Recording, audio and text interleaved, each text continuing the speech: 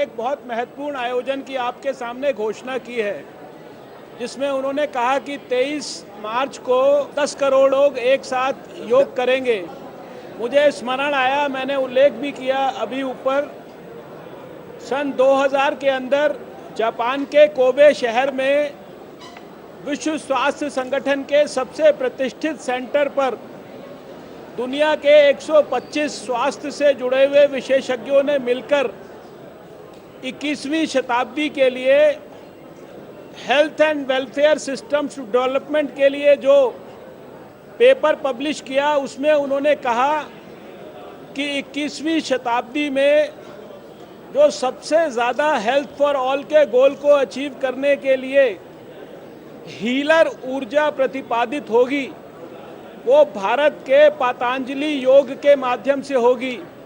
मैं उस सम्मेलन में कोबे जापान में 1, 2, 3 नवंबर को 2000 में स्वयं उपस्थित था।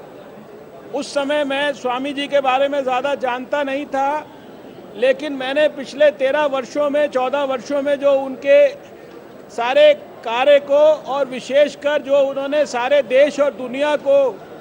स्वस्थ रहने के लिए, बीमारी मुक्त करने के लिए योग के माध्यम से एक आदर्श जीवन जीने के लिए जो प्रेरणा दी है, उसके लिए ये सारा देश, सारी दुनिया और विश्व स्वास्थ्य संगठन उनका हमेशा ऋणी रहेगा। और इस समय उन्होंने इसके साथ साथ एक और बड़ा महत्वपूर्ण संकल्प किया है। भारत के गौरवमयी अतीत को,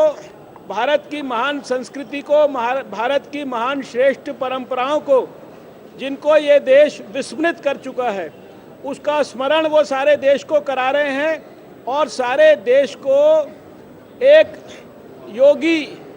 मेंटालिटी से, उस भाव से, उस संकल्प से अपना राष्ट्र धर्म पालन करने के लिए प्रेरित कर रहे हैं। हमें पूरा विश्वास है कि उनके मार्गदर्शन में सारा देश का समाज प्रेरणा लेकर आने वाले 2014 को भारत के भविष्य के लिए ऐतिहासिक वर्ष बनाएगा और भारत में एक ऐसी सरकार की स्थापना होगी जो पुनः